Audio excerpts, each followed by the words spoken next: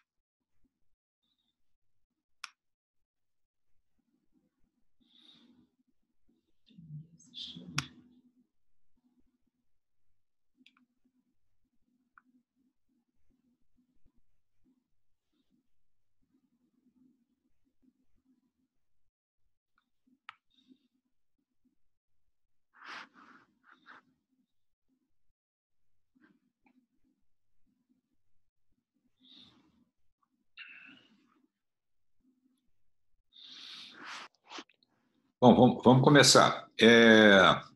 Hoje nós ficamos de terminar uma discussão do caso clínico 2, de um tema relacionado, que faz parte do conteúdo, né, a ser administrado, e que nós temos a avaliação na semana que vem, dia 30, né, através de um formulário Google, né, que eu também já conversei com vocês.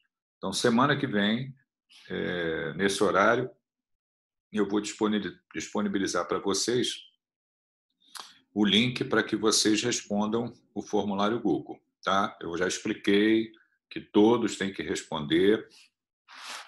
São 10 questões de múltipla escolha, é obrigatório colocar o nome, tem que ter o e-mail, e quero que todos respondam, porque se alguém não responder, o conceito será inapto na disciplina, né? E eu já avisei isso anteriormente.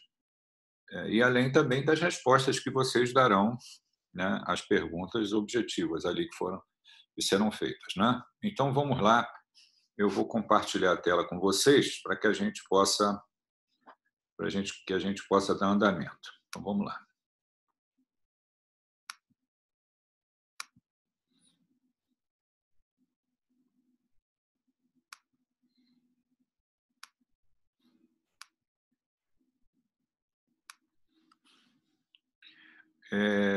Eu não estou vendo o chat agora, pediria a um de vocês que respondesse. Vocês estão vendo a tela? O slide? Está dando para ver sim, professor. Ok. Muito bem. Então, olha só. O que eu vou mostrar para vocês é uma apresentação pequena, como complemento lá do caso clínico que a gente discutiu, né? Quando a gente está diante de um acidente vascular encefálico isquêmico, né, nós temos ali atitudes que devem ser tomadas, né? A gente chama isso de conduta frente ao paciente com acidente vascular encefálico isquêmico. O que a gente faz, como é que a gente procede, e eu vou entrar, né, já na questão em relação a aspectos de terapêutica e suportes que são oferecidos ao paciente. Então, diante de um paciente com AVE isquêmico, né, lembra, lá no caso clínico, existia essa possibilidade lá diante dos sinais e sintomas lá que o paciente apresentou ali no atendimento, poderia ser aventada a hipótese de um acidente vascular encefálico isquêmico.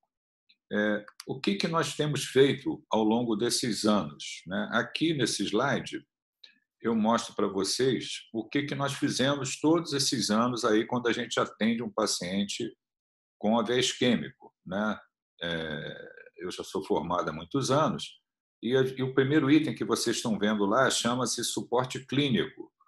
Então, diante de um paciente, nós vamos ver se ele tem o grau de comprometimento neurológico, o grau do déficit motor e uma pergunta que imediatamente é feita se ele protege as vias aéreas ou não, né? Se tem que ser suplementado oxigênio. Algumas vezes esses pacientes estão em coma e a gente, obviamente, esses pacientes não protegem as vias aéreas, eles têm que ser entubados, acoplados a um ventilador, né?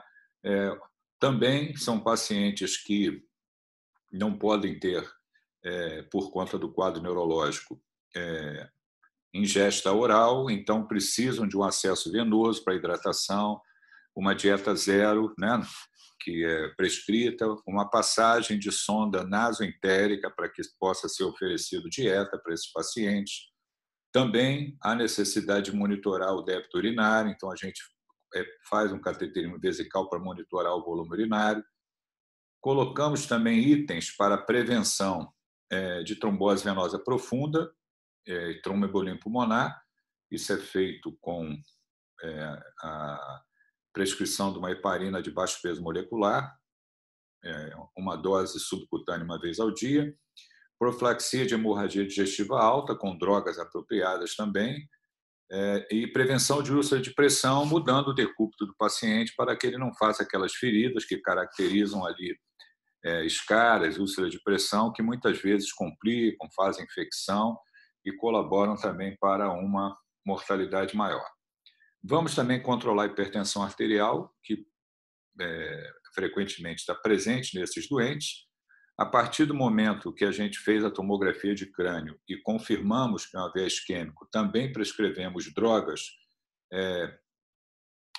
para inibir a adesividade plaquetária, e está incluído o uso de aspirina, está incluído também tratamento de dislipidemia, como início de estatinas.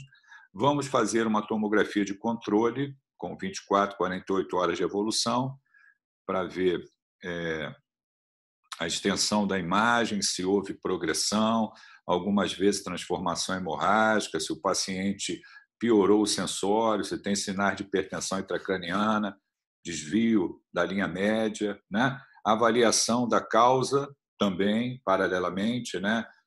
Se tem placas em carote vertebrais, também vamos fazer ecocardiograma para ver se o paciente tem trombos em átrio, muitas vezes o paciente tem fibrilação atrial, aí é um acidente vascular encefálico isquêmico embólico, falamos isso na aula passada. E, nesses casos, podemos pensar, quando é embólico, a possibilidade de anticoagulação. Isso são medidas que são tomadas e que, ao longo desses anos anteriores, né? Muitas vezes, esses pacientes evoluem com complicações graves, né? Por conta da extensão do infarto cerebral. Aqui é uma tomografia mostrando um grande infarto cerebral, aqui é outra tomografia mostrando um grande infarto cerebral. Na verdade, essas intervenções que eu coloquei, muitas vezes elas não mudam a evolução da doença, né? O acidente vascular encefálico isquêmico se instala, causa muitas vezes um dano extenso a nível do sistema nervoso central, uma grande área de infarto cerebral e todas as consequências relacionadas a isso. O doente em coma e não melhora, continua dependente de suportes invasivos, hospitalização prolongada, uma série de complicações intra-hospitalares e, muitas vezes, evolui para o óbito, né? O que aconteceu, né, nesses anos aí, nessas décadas recentes, né, que mudou a conduta em relação a um acidente vascular encefálico isquêmico, né? Aqui são a hierarquia dos estudos em medicina, né, das publicações científicas, e aí eu chamo a atenção de algumas publicações que mudam a nossa prática clínica, e chamo a atenção dessa publicação em 1995, ou seja, nós estamos em 2021, uma publicação de dezembro de 95 vai fazer agora em dezembro 21 anos que esse artigo foi publicado. E o quanto ele foi importante, né? O que ele nos mostrou ali na ocasião? Ele mostrou o seguinte: o uso de uma droga trombolítica para tratamento de um acidente vascular encefálico isquêmico. E a droga trombolítica utilizada foi o ativador do plasminogênio tecidual. Vejam, isso em 1995. E ele mostrou lá na sua conclusão, né, que havia melhora clínica desses pacientes, né, onde foi usado o trombolítico, né, o ativador do plasminogênio tecidual, em termos de qualidade de vida, em termos de melhora neurológica. Então, esse artigo foi um artigo que trouxe uma informação muito importante, e a partir da sua publicação, todos nós, né, passamos a avaliar e passamos a fazer, né, quando indicado, o uso do trombolítico no AVE isquêmico. Esse artigo ele recomendava que o uso do trombolítico deveria ser feito até 3 horas após o início do evento.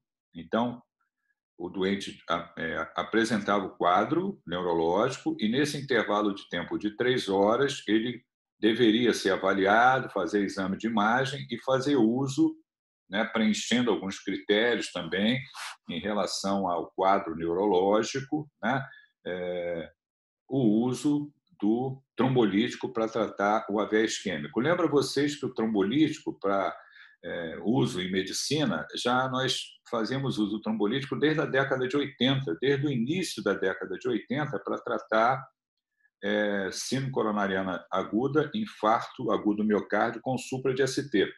Então, a gente já fazia uso do trombolítico para síndrome coronariana aguda e AM com supra de ST. Mas só passamos a ter evidência científica do benefício do trombolítico nesse contexto, né, do AVE isquêmico, com essa publicação em 1995. Bom, aqui, só para lembrar vocês, né, o que acontece em relação à coagulação. Aqui eu tenho as vias da coagulação, a via intrínseca, a via extrínseca, que culminam lá com a formação do fibrinogênio e o coágulo de fibrina. E o nosso organismo, o que ele faz, né? Ele, logo após ocorrer a coagulação, o sistema fibrinolítico age para dissolver esse coágulo, né?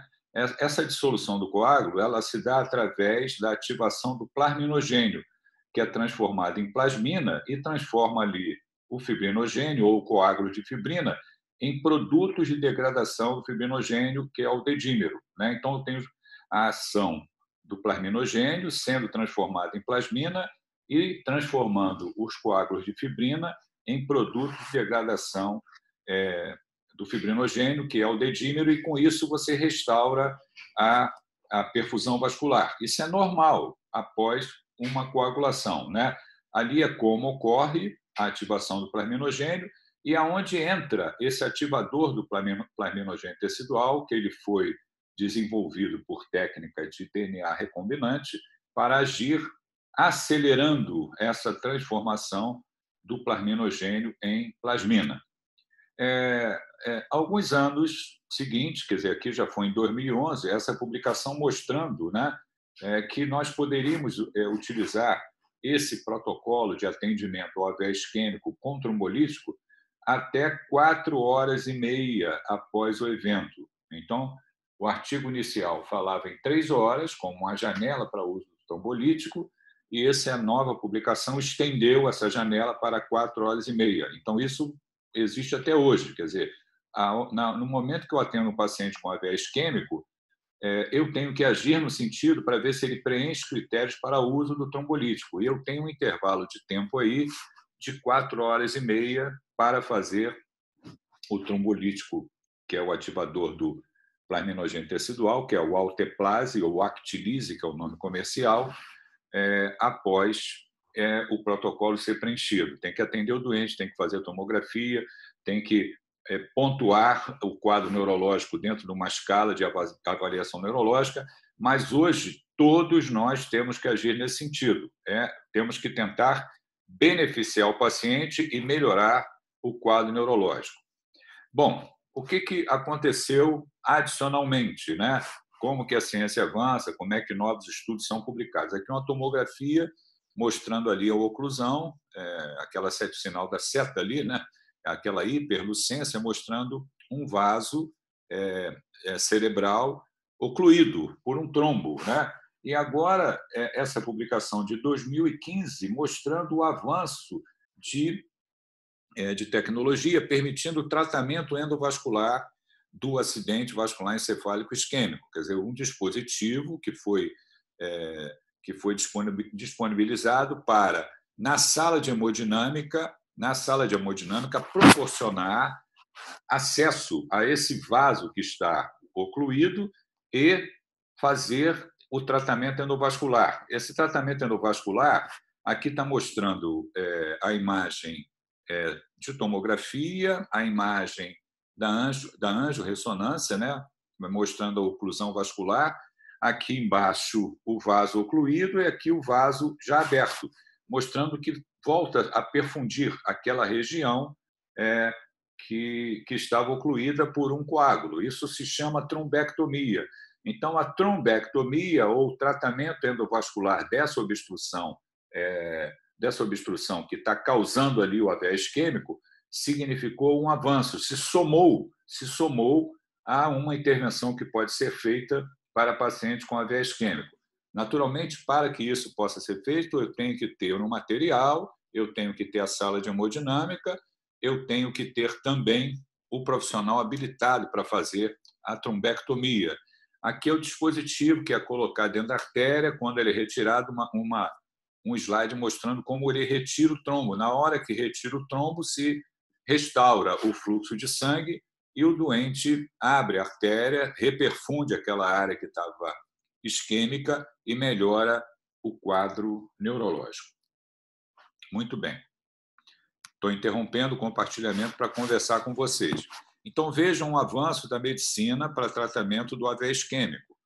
O uso trombolítico, que foi sinalizado lá numa publicação de 1995 e, num primeiro momento, com uma janela de 3 horas para uso trombolítico. Posteriormente, essa janela se ampliou para 4 horas e meia.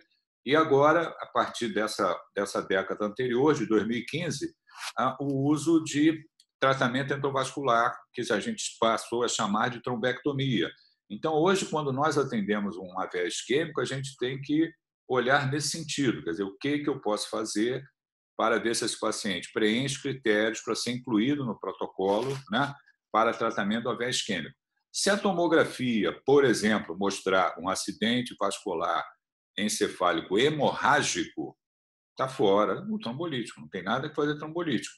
Nós vamos, algumas vezes, ouvir o neurocirurgião, inclusive para ver se ele tem indicação, por exemplo, de drenar esse hematoma intracerebral. Quer dizer, o doente foi atendido, eu não sei se é AVE isquêmico ou hemorrágico, faça a tomografia, é hemorrágico. Então, neurocirurgião para avaliar o caso e ver se tem que drenar esse hematoma, se tem que botar uma derivação ventricular externa. Aí é uma conversa com o colega da neurocirurgia. Se é um AVE isquêmico, ao contrário, nós vamos fazer o exame, documentar que é isquêmico, e nós vamos avaliar para incluir esse paciente no protocolo de trombólise, né? Até 4 horas e meia após o início do evento. E se eu tiver uma sala de hemodinâmica, material, e tiver o hemodinamicista treinado, nós podemos avançar no sentido de oferecer a trombectomia. O que eu não posso fazer é atender o doente e não fazer nada, deixar ali em observação. Eu vou pedir uma vaga no CTI e eu vou fazer a tomografia daqui a pouco, e bota um sorinho, e bota uma máscara de oxigênio, e o doente está ali com uma sequela motora, e as horas passam, e a partir do momento que essa janela se perde, nós não temos mais indicação, ou perdeu-se a indicação, de incluir o doente no protocolo. Isso é um erro grave que a gente não deve cometer.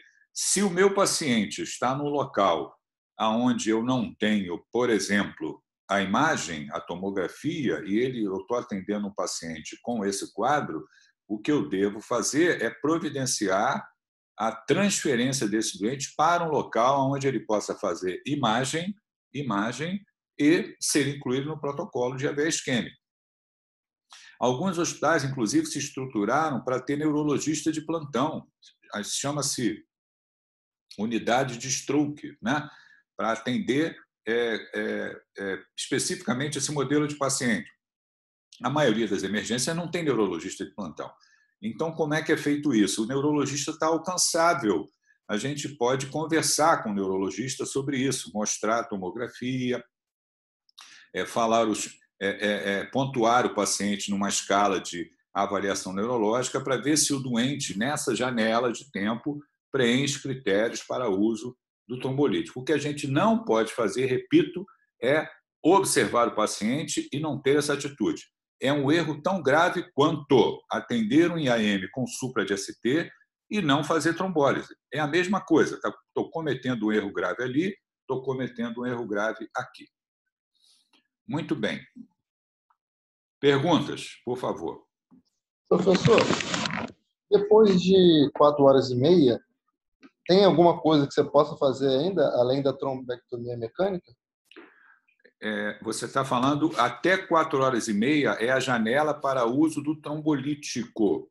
A trombectomia ela pode também ser feita, inclusive, numa janela de tempo maior, né, com algumas horas adicionais. Eu não entrei nesse mérito, porque existe uma discussão ali de quantas horas, além de 4h30, eu poderia usar a trombectomia. Mas a trombectomia estendeu essa janela, entendeu? Mas a questão do trombolítico, você pode usar até 4h30. Passou de 4h30, só tem intervenção cirúrgica? Não. Depois de 4h30, não tem mais trombolítico e talvez possa ser feito a trombectomia. Entendeu? Mas o trombolítico perdeu. Eu entendo, mas é porque você falou que um erro pior, mais ou menos, né? É você não fazer nada. Mas passou de 4h30, o paciente chegou lá, por exemplo, depois de 4h30, e você não tem esse tipo de instrumento da trombectomia. Você faz o quê? Não vai fazer trombolítico, está fora do protocolo. Por quê? Porque existe o trombolítico, ele tem efeitos adversos graves que podem acontecer. Eu não posso incluir um doente fora do protocolo para uso do trombolítico e o doente fazer um sangramento no sistema nervoso central por causa do uso do trombolítico. Está descrito. Quando eu faço trombolítico, existe o risco de transformação hemorrágica. E se eu estou usando a droga fora do protocolo, aonde ele é previsto para uso, não tem sentido. Como é que eu vou justificar?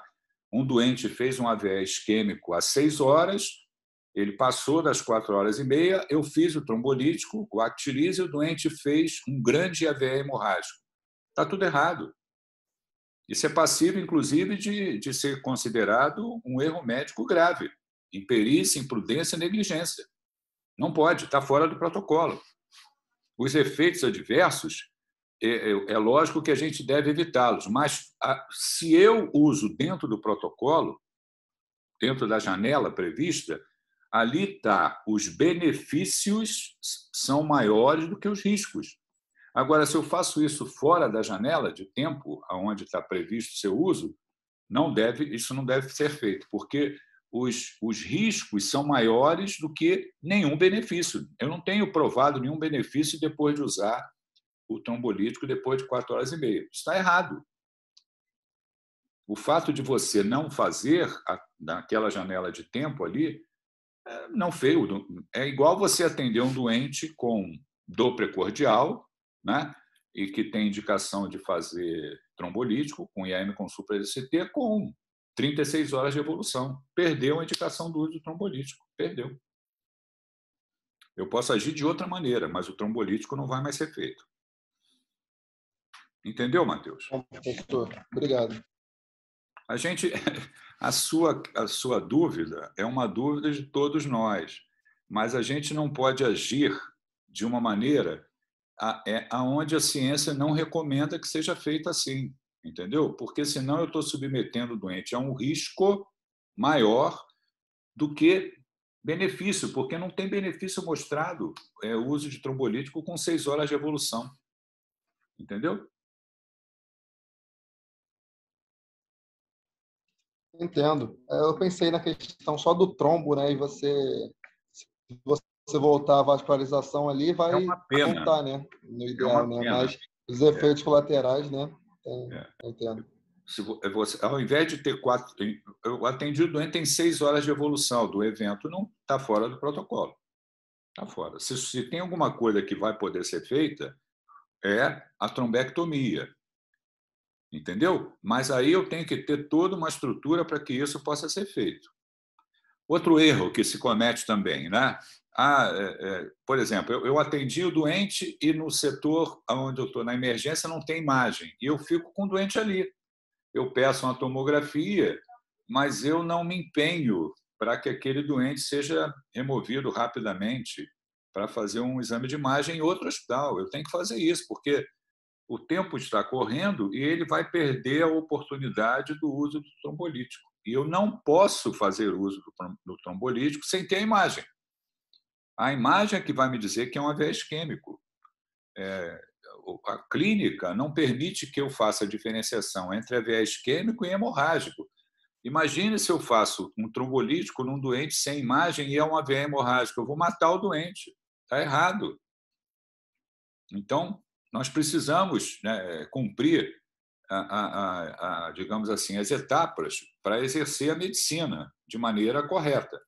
Então, se eu atendi um doente onde eu estou trabalhando não tem tomografia, eu tenho que arrumar um jeito de levar esse doente para fazer tomografia em outro hospital e usar lá o trombolítico. Eu tenho a tomografia, mas eu não quero fazer o trombolítico porque não tem neurologista de plantão. Está errado. Faça contato com a neurologia, converse com a neurologia. Organize a sua emergência de um jeito para fazer uso do trombolítico. Porque hoje você atendeu um AVE isquêmico que preencha critérios para o trombolítico e não fazer o trombolítico é completamente errado. Professor, outra questão também é que a gente estudou recentemente em diagnóstico por imagem essa questão do AVE. E ela falava que de imediato, a tomografia pode vir normal. Normal. É verdade. E isso seria um grande problema para o trombolítico? Não, porque a gente faz angiotomografia. O doente pode ter... Existe resposta para essa sua dúvida, né? Feito a angiotomografia pode mostrar aquela imagem que eu mostrei para vocês ali no slide, aquela imagem de uma angiotomografia onde existe a obstrução do vaso e não tem nenhuma imagem de infarto cerebral.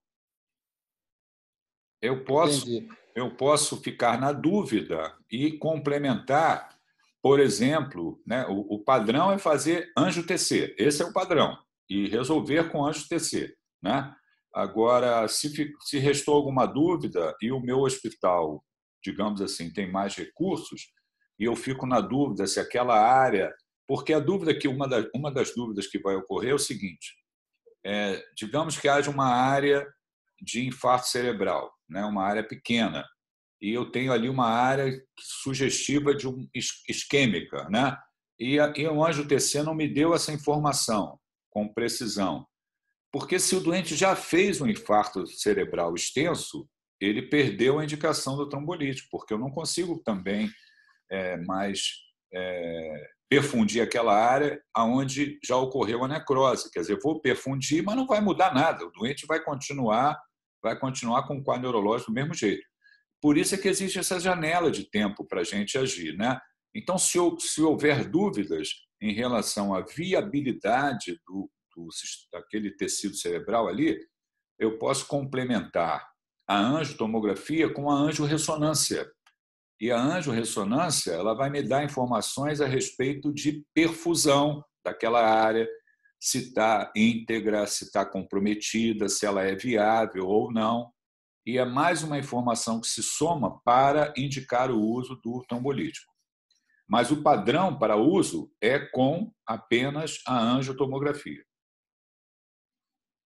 Beleza, professor, obrigado.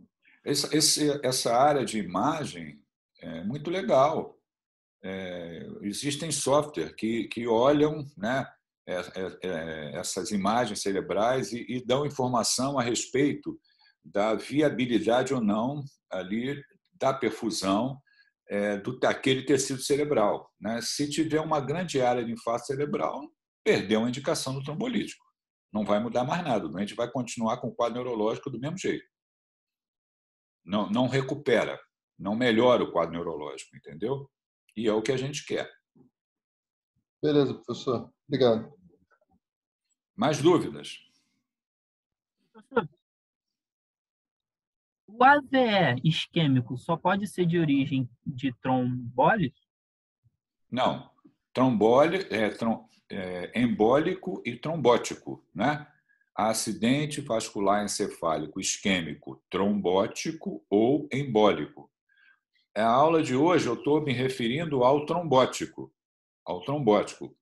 Ao embólico, quando você tem êmbolo cardiogênico, né? O doente tem uma FA, tem trombo em átrio esquerdo, soltou um trombo, ocluiu lá um ramo da artéria cerebral. Esse modelo de paciente não é um modelo bom para trombólise. O que foi descrito como benefício para a trombólise é o acidente vascular encefálico isquêmico trombótico. O que é o trombótico? É o doente que tem uma placa e houve lá a fissura, a ruptura dessa placa e houve a obstrução do vaso. De um vaso importante, carotídeo, né?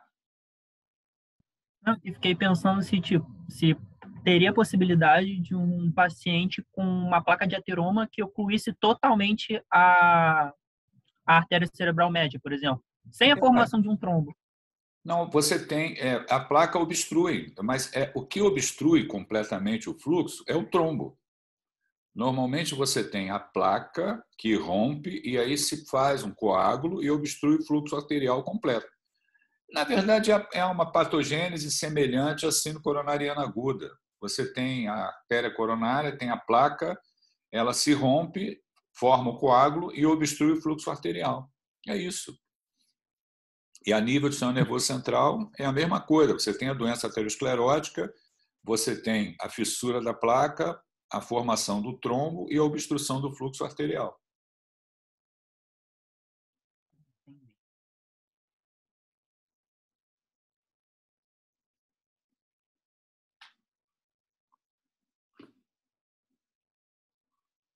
Mais dúvidas?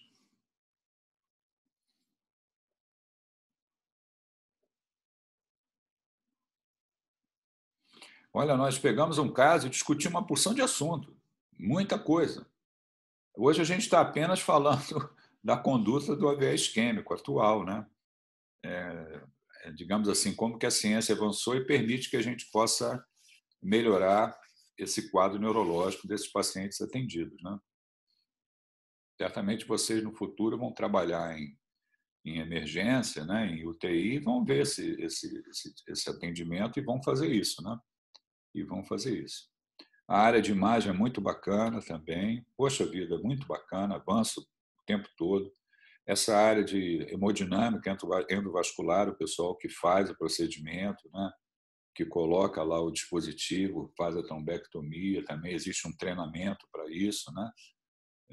Aí, normalmente é o pessoal que vai fazer neurocirurgia, ou então alguém que já faz cardiologia intervencionista, que se dedica também a aprender a fazer, a atuar ali em vasos cerebrais, né?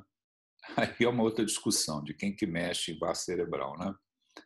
Se é o colega da hemodinâmica, se é só o neurocirurgião, essa é outra discussão, isso não cabe a vocês agora. Vocês vão ter muito tempo para refletir sobre isso e quem quiser, né, entrar nessa área tem que se formar bem. Mais alguma dúvida?